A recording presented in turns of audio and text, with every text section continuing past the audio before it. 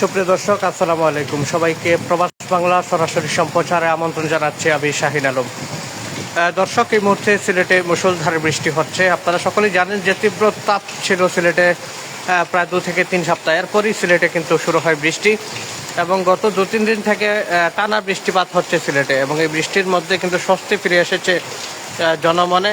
এবং তারই মধ্যে আমরা দেখতে পাচ্ছি যে গতকাল সকাল থেকে কিন্তু সিলেটে বৃষ্টিপাত, এবং তার মধ্যে আজকে কিন্তু সকাল থেকে বৃষ্টি হচ্ছে। এবং এই বৃষ্টিতে সিলেটে তীব্র যে তাপ ছিল বেশ কয়েকদিন, সেই তাপমাত্রা অনেকটাই কমে এসেছে এবং জনমনে স্বস্তি ফিরেছে। যদিও নিম্ন আয় বা কিছু সংখ্যক মানুষ আছেন যারা আসলে কাজ কামে বের হচ্ছেন, তারা কিন্তু আসলে কিছুটা অস্বস্তিতে আছেন, কারণ এই বৃষ্টি আসলে একটানা হচ্ছে এবং মাঝে মাঝে থামলেও সেটি অব্যাহত রয়েছে। কখনো ঝিরিঝিরি বা কখনো তো বৃষ্টির তীব্রতা বাড়ছে, সাথে দমকা হাওয়াও কিন্তু বিরাজ করছে। দর্শক, আপনারা যারা যেখান থেকে দেখছেন একটু কমেন্টস করবেন, আপনারা এই মুহূর্তে কোন জায়গা থেকে দেখছেন, আমার কথা আপনারা ক্লিয়ার শুনতে পাচ্ছেন কিনা, এবং নেটে লাইটে সাউন্ড সিস্টেমটি সব কিছু ক্লিয়ার আছে কিনা একটু কমেন্টস করে জানাবেন।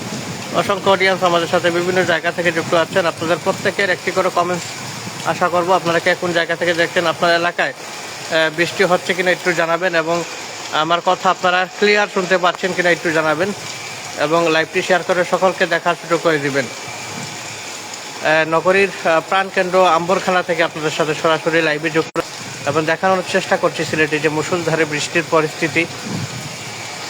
এবং আমরা যদি আপনাদেরকে জানানোর চেষ্টা করি যে গতকাল হঠাৎ করে বাঁধ ভেঙে যায় পাবনা বা আমরা বেশ কিছু জেলায় আমরা শুনতে পেরেছি, এবং বিশেষ করে আমরা যদি আপনাদেরকে জানানোর চেষ্টা করি, দেশের বিভিন্ন জায়গাতে টানা বৃষ্টিপাত হচ্ছে এবং এর মধ্যে কয়েকটি জায়গায় বন্যার প্রবণতা বেড়েছে, এবং সিলেটে ও সুরমা নদীর পানি তুলনামূলক বেশি রয়েছে। তবে আপাতত কিন্তু সিলেটে বন্যার সংখ্যা নেই, কিন্তু তাছাড়া দেশের অন্যান্য জায়গাতে আমরা দেখতে পাচ্ছি যে খুব বেশি আমরা সেই সকল এরিয়ার মানুষের জন্য দোয়া করি, আল্লাহ পাক রব্বুল আলামিন বন্যা থেকে আমাদেরকে হেফাজত করুক। এবং যে যেখান থেকে দেখছেন অবশ্যই লাইভটি শেয়ার করে দিবেন, এবং আপনার এলাকায় এই মুহূর্তে বৃষ্টি হচ্ছে কিনা আমাদের সেটি কমেন্ট বক্সে জানাবেন। অসংখ্য অডিয়েন্স এই মুহূর্তে বিভিন্ন জায়গা থেকে যুক্ত হয়েছেন। এবং আমরা যদি আপনাদেরকে সিলেটের গুরুত্বপূর্ণ কিছু তথ্য জানার চেষ্টা করি, যে সিলেট সিটি কর্পোরেশনের সাবেক মেয়র, আওয়ামী লীগের পলাতক মেয়র যিনি ছিলেন আনোয়ারুজ্জামান চৌধুরী, তিনি আসলে দেশ ত্যাগ করেছেন 5 আগস্টের বেশ কয়েকদিন পরই, কিন্তু এরপর গতকাল কিন্তু তার বিরুদ্ধে দেশ থেকে নিষেধাজ্ঞা এসেছে এবং এটি নিয়ে বেশ আলোচনা হচ্ছে। পাশাপাশি সিলেটে গতকাল ধর্মঘট ছিল, শ্রমিক পরিবহনের ডাকে সিলেটে অনির্দিষ্টকালে ধর্মঘট ছিল, যদিও সেটি দুপুর 3টার আগে সেটি স্থগিত করা হয় সিলেটের রাজনৈতিক ব্যক্তিবর্গ এবং প্রশাসনের অনুরোধে। সেই তাদের ধর্মঘট স্থগিত করা হয় এবং পরিশেষে তারা সিলেট বিভাগীয় কমিশনারে একটি আলোচনা বসে। রুদ্ধশ্বাস সেই বৈঠকে বেশ কয়েকটি দাবি তুলে ধরেন শ্রমিক নেতারা এবং রাজনৈতিক ব্যক্তিবর্গ। সেখানে উপস্থিত ছিলেন আওয়ামী লীগ, সেখানে উপস্থিত ছিলেন বিএনপি, জামাতের নেতাকর্মী এবং শ্রমিকের বিভিন্ন শ্রেণীর শ্রমিক নেতৃবৃন্দ এবং পাথর কোয়ারির ব্যবসায়ীরা।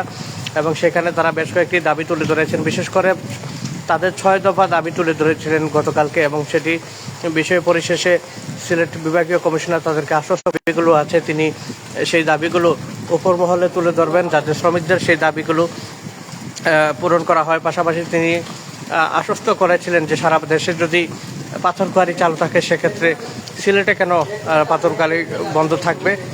এবং সিলেট বিভাগীয় কমিশনারের আশ্বাসের পর কিছুটা স্বস্তি ফিরে সিলেট গণপরিবহন যারা রয়েছেন, শ্রমিক যারা আছেন তাদের মধ্যে।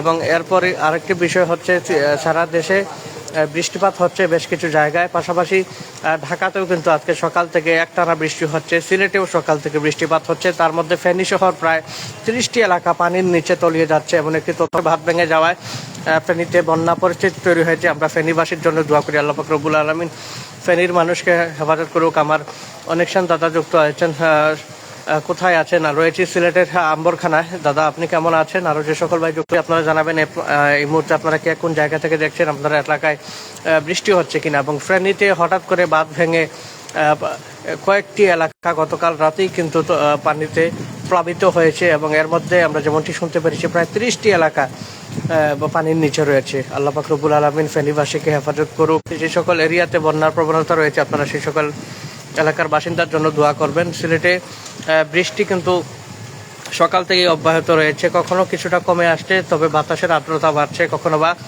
বৃষ্টির তীব্রতা কমলেও ঝিরিঝিরি বৃষ্টি অব্যাহত থাকছে।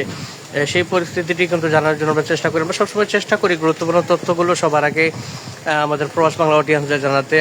আবহাওয়া তথ্য থেকে শুরু করে স্পোর্টস বা ব্রেকিং নিউজগুলো আপনারা অবশ্যই পেতে আমাদের প্রবাস বাংলা পেজটি যারা ফলো করেন অবশ্যই আমাদের পেজটি ফলো করে রাখবেন। মুহূর্তে কোন জায়গা থেকে দেখছেন, আপনার এলাকায় বৃষ্টির পরিস্থিতি কেমন, পাশাপাশি আমরা অবশ্যই সকলে ফেনীবাসীর জন্য দোয়া করি এবং তীব্র বৃষ্টিপাত এবং তীব্র খরা দুটি থেকেই আল্লাহ পাক রব্বুল আলামিন আমাদের সবাইকে হেফাজত করুক।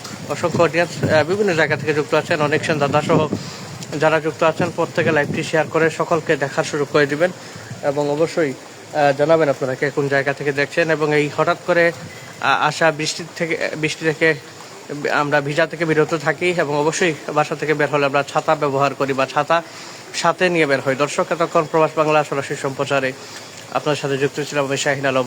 বৃষ্টির যে পরিস্থিতি সেটি জানানোর চেষ্টা করছি। এই মুহূর্তে বিদায় নিচ্ছি, আবার যুক্ত হবো নতুন কোনো লাইভে নতুন কোনো তথ্য নিয়ে। সে পর্যন্ত সবাই ভালো থাকবেন, সুস্থ থাকবেন। আসসালামু আলাইকুম।